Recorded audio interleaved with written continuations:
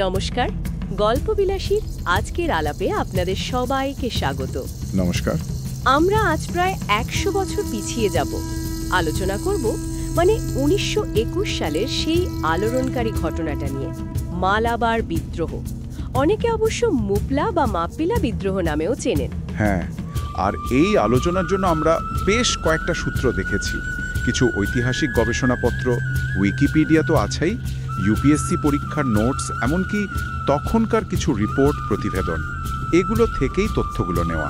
ঠিক, আমাদের আজকের লক্ষ্য হলো এই বিদ্রোহের মূল ঘটনাগুলো, এর পেছনের কারণগুলো, আর কেনই বা এই ঘটনা নিয়ে এত রকম কথা, এত বিতর্ক, সেই দিকগুলো একটু তুলে ধরা। চেষ্টা করব যতটা সম্ভব নিরপেক্ষ থাকতে। অবশ্যই, কারণ ঘটনাটা সত্যি খুব জটিল, এর অনেকগুলো স্তর আছে। তা তো বটেই। তাহলে শুরুটা করি এর পটভূমি দিয়ে। মালাবারের তৎকালীন সমাজ ব্যবস্থা, বিশেষ করে ওই যে ভূমি ব্যবস্থা, সেটা ঠিক কেমন ছিল? যা এই বিদ্রোহের জমি তৈরি করে দিয়েছিল। দেখুন, মালাবারের কৃষি সমাজটা, কেরালার ওই অংশটা, তখন প্রধানত দুটো ভাগে ছিল। একদিকে হিন্দু জমি, জমিদার, জমির মালিক তারাই। আচ্ছা। আর অন্যদিকে ছিলেন মূলত মুসলিম মাপ্পিলা প্রজারা, স্থানীয় ভাষায় যাদের ভেরুমপাত্তাকারণ বলা হতো। এরা মূলত চাষি, ভাগ চাষি, এই রকম। তো এদের মধ্যে সম্পর্কটা কেমন ছিল? সবসময় যে খুব ভালো ছিল তা নয়।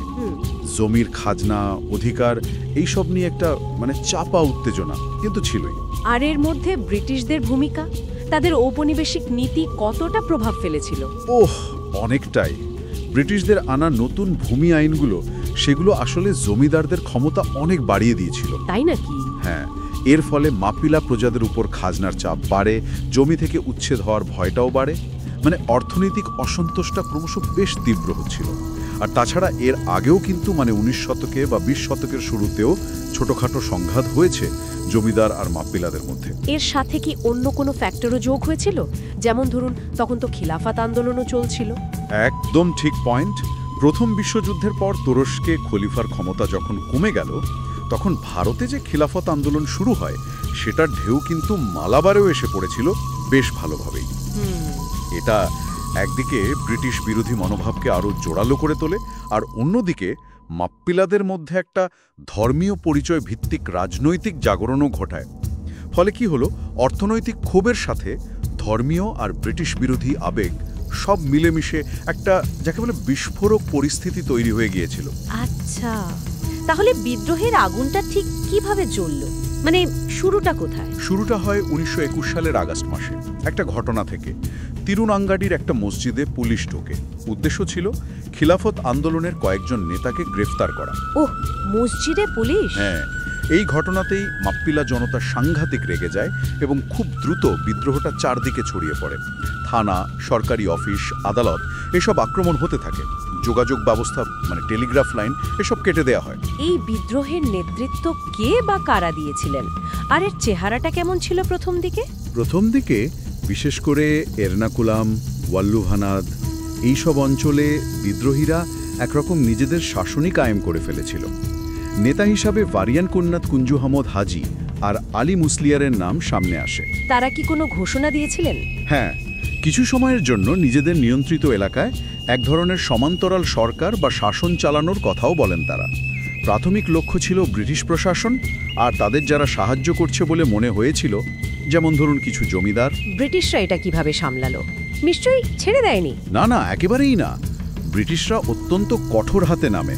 মালাবারে সামরিক আইন জারি করা হয়, প্রচুর সেনা পাঠানো হয়, গোর্খা রেজিমেন্টও ছিল। স্থানীয় পুলিশ? হ্যাঁ, স্থানীয়ভাবে মালাবার স্পেশাল পুলিশ বা এমএসপি নামে একটা বিশেষ বাহিনীও তৈরি করা হয়। দমন নীতি ছিল খুব ভয়াবহ।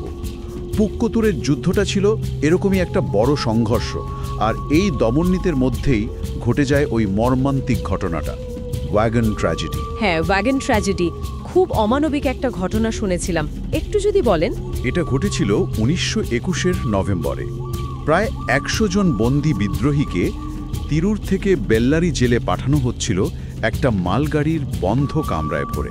মালগাড়ির বন্ধ কামরায় মানুষ? হ্যাঁ, একেবারে ঠাসাঠাসি করে ভরা হয়েছিল।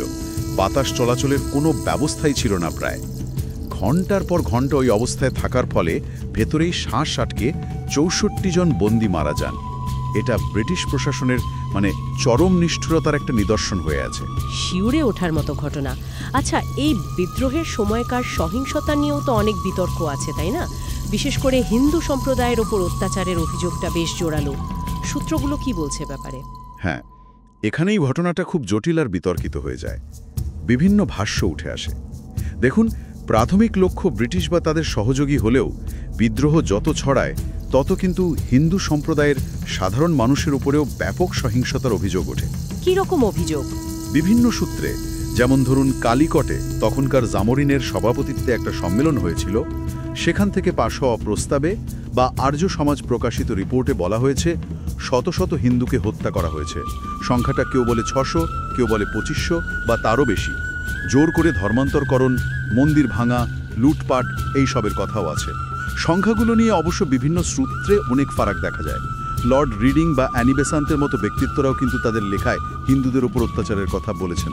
তবে মনে রাখতে হবে, এগুলো মূলত এক পক্ষের দেওয়া তথ্য। অন্যদিকে বিদ্রোহী নেতাদের কি বক্তব্য ছিল এই অভিযোগ নিয়ে? বিদ্রোহী নেতা ভারিয়ান কুন্নাত কুঞ্জা আহমদ হাজি কিন্তু এই অভিযোগগুলো প্রায় অস্বীকার করেছিলেন। তিনি দ্য হিন্দু পত্রিকাতে একটা চিঠি পাঠিয়ে দাবি করেন যে যেসব হিন্দু ব্রিটিশদের সাহায্য করেছিল বা বিদ্রোহের বিরোধিতা করেছিল, শুধু তাদেরকেই আক্রমণ করা হয়েছিল। তিনি উল্টে অভিযোগ করেন যে ব্রিটিশ চররাই নাকি ইচ্ছে করে হিন্দুদের উপর অত্যাচারের মিথ্যে খবর ছড়াচ্ছে বিদ্রোহকে বদনাম করার জন্য। সুতরাং বুঝতেই পারছেন, দুটো একেবারে বিপরীত ধর্মী বয়ান। একেবারে বিপরীত। আচ্ছা, হতাহতের কোনো সরকারি পরিসংখ্যান আছে? সরকারি হিসেব অনুযায়ী প্রায় ৩৪৯ জন বিদ্রোহী নিহত হয়েছিলেন, ১৬০০-র বেশি আহত আর ৪৫,০০০-এর বেশি মানুষকে বন্দী করা হয়। ব্রিটিশ পক্ষেও মারা গিয়েছিলেন ৪৩ জন। তবে বেসরকারি মতে আসল সংখ্যাটা নাকি এর চেয়ে অনেক বেশি ছিল। আচ্ছা, তো বিদ্রোহ তো ১৯২২ সালের মধ্যে দমন করা হলো, কিন্তু এর প্রভাবটা কেমন ছিল আর ইতিহাস কিভাবে দেখে এই ঘটনাটাকে? প্রভাব তো ছিল সুদূর প্রসারী, আর ব্যাখ্যা নিয়ে বিতর্কটা আজও চলছে। কেউ কেউ এটাকে দেখেন ব্রিটিশ সাম্রাজ্যবাদের বিরুদ্ধে গরিব কৃষকদের একটা লড়াই হিসেবে, স্বাধীনতা সংগ্রামের অংশ হিসেবে। আরেকটা ব্যাখ্যাও তো আছে। হ্যাঁ, আরেকটা ব্যাখ্যা হলো এটা মূলত একটা সাম্প্রদায়িক দাঙ্গা ছিল, যেখানে ধর্মীয় পরিচয় আর বিদ্বেষটাই প্রধান হয়ে উঠেছিল। এই দুটো মূল ব্যাখ্যার মধ্যেই কিন্তু পুরো বিতর্কটা ঘুরপাক খায়। এই ঘটনার কি কোনো সরকারি স্বীকৃতি বা ধরুন সাংস্কৃতিক কোনো ছাপ রয়ে গেছে? হ্যাঁ, আছে। যেমন ধরুন ১৯৭১ সালে কেরালা সরকার এই বিদ্রোহে অংশগ্রহণকারী কয়েকজনকে স্বাধীনতা সংগ্রামী হিসেবে স্বীকৃতি দেয়। যদিও সম্প্রতি ICHR বা ভারতীয় ইতিহাস অনুসন্ধান পরিষদ কিছু নাম তালিকা থেকে বাদ দেওয়ার সুপারিশ করায় আবার নতুন করে বিতর্ক হচ্ছে। আর সাহিত্যে বা অন্য কিছুতে? সাহিত্যে উরুবের বিখ্যাত উপন্যাস সুন্দরী কালম সুন্দরান মারুমে এর গভীর প্রভাব আছে। মাপ্পিলাদের লোকগানে এই বিদ্রোহের স্মৃতি এখনও বেঁচে আছে। ওয়াগন ট্র্যাজেডিস মডার্নে মেমোরিয়ালও তৈরি হয়েছে। আবার এটাও বলা হয় যে এই ঘটনার প্রতিক্রিয়ায় হিন্দুত্ববাদী কিছু সংগঠন যেমন RSS এর উত্থান নাকি ত্বরান্বিত হয়েছিল। তাহলে সব মিলিয়ে বলা যায় মালাবার বিদ্রোহকে কোন একটা সরল চোখে দেখা মুশকিল। এর ভেতরে কৃষকদের অসন্তোষ, ব্রিটিশ বিরোধিতা, ধর্মীয় আবেগ, অনেকগুলো জিনিস জড়িয়ে ছিল। একদম। আর সেই কারণেই এর চরিত্র আর ফলাফল নিয়ে এত ভিন্ন মত, এত বিতর্ক। প্রত্যেকটা দৃষ্টিকোণের পক্ষেই কিছু যুক্তি, কিছু তথ্য হাজির করা হয়। এটাই ঘটনাটাকে এত বহুমাত্রিক করে তুলেছে। আজ তাহলে আমরা এখানেই থামি। হ্যাঁ, তবে শ্রোতাদের জন্য একটা প্রশ্ন রেখে যাই, কোনো একটা ঐতিহাসিক ঘটনাকে আমরা মনে রাখি কিভাবে? আর সেই স্মৃতি, সেই ব্যাখ্যা আজকের দিনের সমাজ আর আমাদের সম্পর্কের উপর তার কেমন প্রভাব ফেলে, এটা কিন্তু ভেবে দেখার মতো একটা বিষয়।